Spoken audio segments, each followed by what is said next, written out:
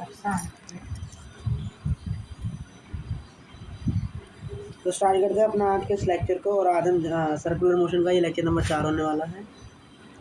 तो पिछली क्लास में हमने जाना था, अगर एक वेक्टर ए है और दूसरा vector D A by D T है, और अगर ये दोनों एक दूसरे के कॉलिनियर हैं, तो उसके केस में जो मैग्नीट्यूड होता है वो बदल सकता है, लेकिन जो डायरेक्शन होती है उसकी सेम आती है बिकॉज ऑफ क्रॉस प्रोडक्ट। लेकिन अगर वो दोनों एक दूसरे के परपेंडिकुलर हैं, तब आप कहेंगे मैग्नीट्यूड नहीं बदलेगा, डायरेक्शन चेंज हो जाएगा बिकॉज ऑफ डॉट प्रोडक्ट। इसका मतलब D A by D T बराबर ए इंटू ओमेगा। ओमेगा अगर कोई चीज़ ओमेगा के रेट से बदल रही है तो D A by D T मतलब मैग्नीट्यूड में जो भी चेंज आएगा वो क्या आएगा, ए ओमेगा के बराबर आएगा। ये सब कल पढ़ा था। एक्सीलरेशन बराबर क्या होता है, ए टी प्लस ए सी होता है। ए बराबर क्या होता है, magnitude of D B by D T बोले तो ए टी का स्क्वायर प्लस ए सी का स्क्वायर। टेंजेंशियल एक्सीलरेशन किसे बोलते हैं, D we by D T को, और इसका वेक्टर किसे बोलते हैं, D we by D T V cap. A C हमेशा सेंटर की तरफ होता है, और tangential acceleration is direction of velocity और in opposite direction of velocity. V बराबर ओमेगा इंटू आर और ए टी बराबर अल्फा इंटू आर। अगर आप सभी को इन सभी को वेक्टर फॉर्म में डालना है तो हम किस रूल का यूज़ करते हैं, थंब रूल का। जैसे वी बराबर ओमेगा इंटू आर है, तब हम क्या करेंगे, अपने इस उंगली को, जैसे मुझे चेक करना है, सबसे पहले मैंने क्या किया, ओमेगा है बाहर की तरफ, आर वेक्टर है इधर की तरफ, और वी वेलोसिटी है इधर की तरफ। आर वेक्टर इधर है ना, वेक्टर इधर, सॉरी मिस्टेक कर दिया, एक मिस्टेक। आर वेक्टर तो इधर ही रहेगा, ये तो आपका ए सी वेक्टर है, और ये जो डॉट है मतलब जो ओमेगा है वो बाहर की तरफ है, जेड डायरेक्शन, और वेलोसिटी ऊपर की तरफ है। तो बताइए ओमेगा क्रॉस आर होगा कि ओमेगा क्रॉस आर होगा, कई बार बता चुके हैं। आइए अब थंब रूल लगाते हैं। तो अपनी उंगलियों को कहाँ रखेंगे, ओमेगा की तरफ। मैंने यहाँ रखा, सबसे पहले चलो आर की तरफ रखते हैं। तो उंगली को मैंने आर की तरफ रखा, इसकी तरफ रखा,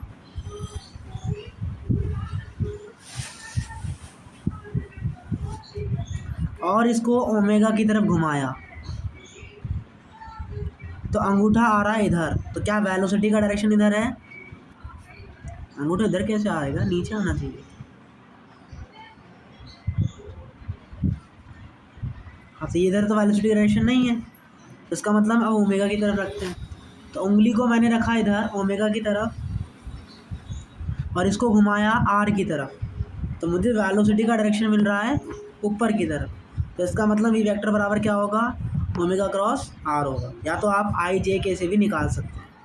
इसी तरीके से अगर ए टी बराबर मुझे आर अल्फा चाहिए और वेक्टर फॉर्म में चाहिए, तो कैसे निकालेंगे, आर वेक्टर है इधर, ए टी वेक्टर है इधर, और अल्फा है बाहर की तरफ, ओमेगा के डायरेक्शन में अल्फा है बाहर की तरफ। तो omega cross sorry alpha into r होगा कि आर इंटू अल्फा हो, कैसे चेक करेंगे। तो उंगलियों को रखेंगे हम अल्फा की तरफ, और उसे ए टी वेक्टर किसकी तरफ घुमाएंगे, आर वेक्टर की तरफ, क्योंकि आर ही वेक्टर है। तो अल्फा को रखा और आर वेक्टर की तरफ घुमाया, तो डायरेक्शन मिल रही है मुझे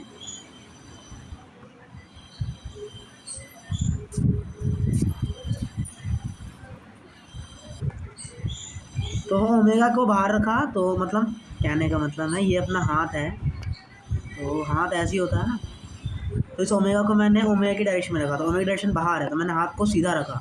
अब ओमेगा हाथ को मैं ऐसे घुमाऊंगा तो मुझे ये डायरेक्शन मिलेगी मुझे ए टी की, और जो कि यही है। तो इसका मतलब ए टी बराबर क्या आ गया, अल्फा क्रॉस आर आ गया, या फिर आप आई जे के से भी कर सकते हैं।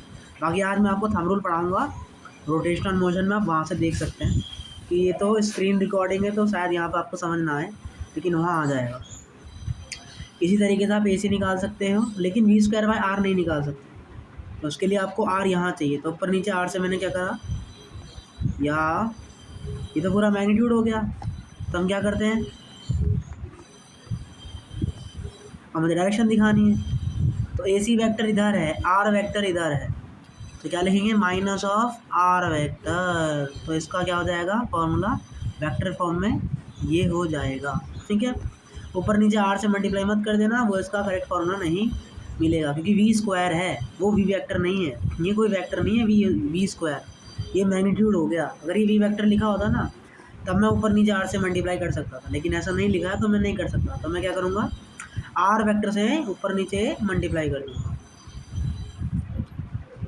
और आर वेक्टर और अपॉन आर क्या कहलाता है, वो आर कैप कहलाता है। तो इस तरीके से आपका यहाँ पे फॉर्मूला क्या हो जाएगा, v square upon r minus r cap, क्योंकि अपोजिट डायरेक्शन में है ना इसीलिए। तो change in velocity is what, acceleration, but d and magnitude का टाइम के रिस्पेक्ट में चेंज टेंजेंशियल एक्सीलरेशन। ठीक है, ये सब आपने कल पढ़ा और ये सब आपने लगाना सीख गए होंगे अब तक। तो इंपॉर्टेंट पॉइंट्स क्या हैं, acceleration is divided into two parts. Tangential acceleration is only responsible for change in magnitude, direction of tangential is same और opposite to direction of velocity.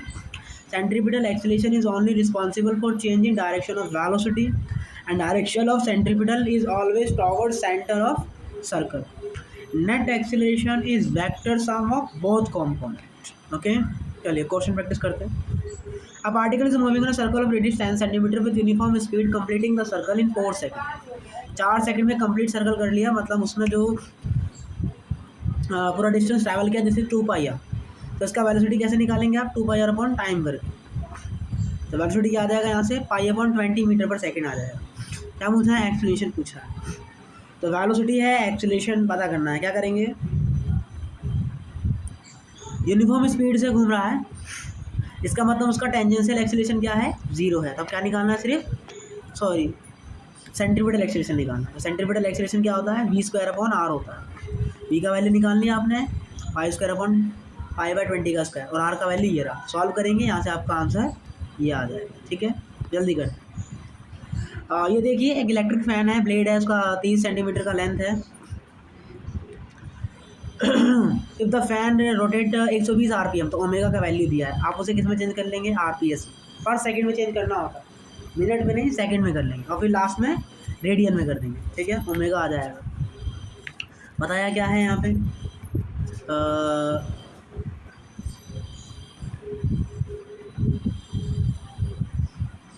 तो फैन है वो एक फिक्स स्पीड से घूम रहा है, इसका मतलब यहाँ पे एटी का वैल्यू भी 0 है। तो इस तरीके से यहाँ पे सिर्फ एसी आएगा, और एसी बराबर क्या होता है, ओमेगा स्क्वायर आर होता है। लेंथ आपको दिया है, ओमेगा आपके पास है, फटाफट आपका आंसर ये आ जाएगा। अब ये क्वेश्चन करते हैं। Question is saying a particle move in a circle of radius 20 centimetre. Radius दे दी आपको, ठीक है। Linear speed at any time is given by V बराबर 2t। लीनियर में मतलब इस बार एटी भी है। तो आपको रेडियल एंड टेंजेंशियल एक्शन बताना है, टी बराबर 3 सेकंड। टेंजेंशियल बताने के लिए आपको क्या करना पड़ता है, ए टी बराबर होता है d we by D t, तो कितना आ जाएगा, 2 मीटर पर सेकंड स्क्वायर आ जाएगा। लेकिन ए सी बराबर क्या होता है, वी स्क्वायर अपॉन आर होता है। तो टी का वैल्यू रखेंगे 3, तो क्या हो जाएगा 6, तो 6 का स्क्वायर 36 है ना।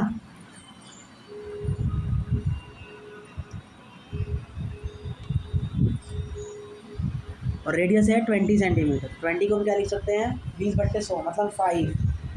तो आपका आंसर कितना आ गया, 5 6 30, 5 15 2 17, 170। चेक करते फिर से एक बार, v का स्क्वायर है, इसका मतलब इसका स्क्वायर होगा। 2t कितना हो गया आपका, 6 का स्क्वायर 36 एंड डिवाइड में 0.2, तो कितना आ जाएगा यहाँ से 180 आ जाएगा। क्या यहाँ भी वही आ रहा है, बिल्कुल वही आ रहा है। तो इस तरीके से आपका सेंट्रीपिटल एक्सीलरेशन भी निकल गया और टेंजेंशियल एक्सीलरेशन भी निकल गया। आपसे टोटल एक्सीलरेशन पूछा तो वो क्या होता है, √AT² + AC²। दोनों का वैल्यू पता है, वैल्यू पुटिंग करेंगे, आपका ए का एक्सीलरेशन यहाँ पर ईजिली आ जाएगा। अगर आपको अल्फा निकालने को बोलता तो क्या करते हैं, AT/R करते। अगर आपको ओमेगा निकालने का बोलता तो क्या करते हैं, V²/R बराबर ओमेगा²R। तो V²/R² बराबर हो जाएगा ओमेगा², मतलब ओमेगा बराबर V/R।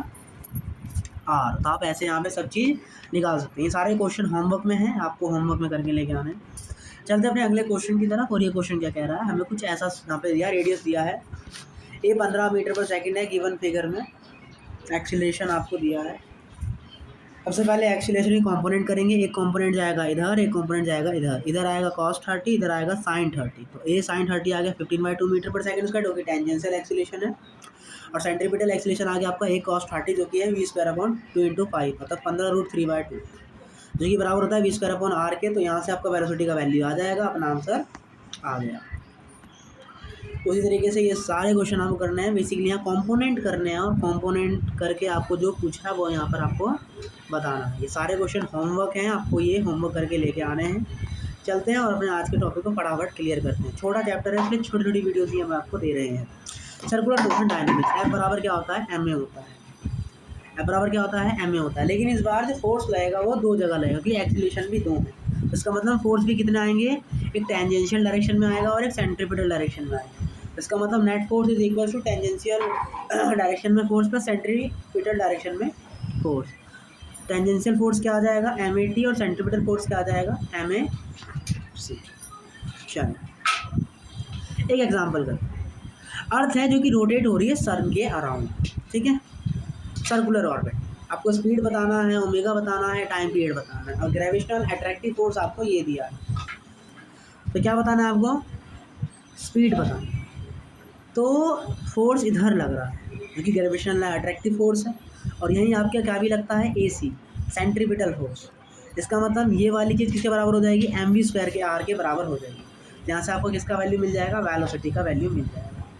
अब v बराबर क्या होता है, r ओमेगा होता है। ओमेगा बराबर क्या होगा, v/r। तो वहाँ से अब क्या मिल जाएगा, ओमेगा का वैल्यू मिल जाएगा। टाइम पीरियड बराबर क्या होता है, 2π/ओमेगा। तो यहाँ से आपको क्या मिल जाएगा, टाइम पीरियड का वैल्यू मिल जाएगा। तो इस तरीके से आप इस चीज़ से कुछ भी निकाल सकते हैं। This is very easy.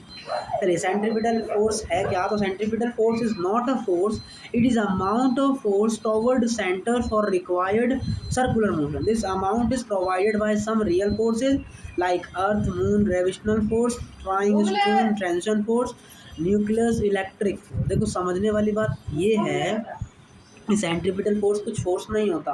ये सेंट्रीपिटल फोर्स किसकी वजह से आया, क्योंकि इसके सेंटर में क्या लग रहा था, ग्रेविटेशनल अट्रैक्टिव फोर्स लग रहा था। तो इसीलिए ये आपका सेंट्रीपिटल फोर्स यहाँ पर आया है। तो ध्यान रखेंगे, सेंट्रीपिटल कोई फोर्स नहीं होता, ये उसका सर्कुलर मोशन करवाने के लिए एक अमाउंट होता है फोर्स का, जो कि रियल फोर्स के द्वारा ही प्रोवाइड किए जाते हैं। तो इसी से शुरुआत होती है आपकी सेंट्रीफ्यूगल फोर्स की। तो सेंट्रीफ्यूगल फोर्स क्या होते हैं, ये शूडो फोर्स होते हैं। ये it is like pseudo force, ये रियल फोर्स नहीं होते, ये जस्ट सर्कुलर मोशन करवाने में आपका हेल्प करते हैं। ये शूडो फोर्स होते हैं। शूडो फोर्स कैसे, हम किसी की फ्रेम में बैठ जाते हैं तो उसके अपोजिट डायरेक्शन में आपको एक फोर्स लगाना होता है, और वो कौन सा फोर्स आता है आपका, सूडो फोर्स होता है। उसी तरीके से सर्कुलर मोशन में भी एक उसके, अगर मैं रिस्पेक्ट में बैठ जाता हूँ, जैसे फ़ैन चल रहा है, मैं फ़ैन के ऊपर ही जाके बैठ गया, तो फिर फ़ैन मुझे रेस्ट में दिखाई देगा। तो इसको स्टॉप करने के लिए इसके अपोजिट डायरेक्शन में आपका एक फोर्स लगेगा। इधर तो फोर्स लग रहा है फ्रिक्शन के कारण,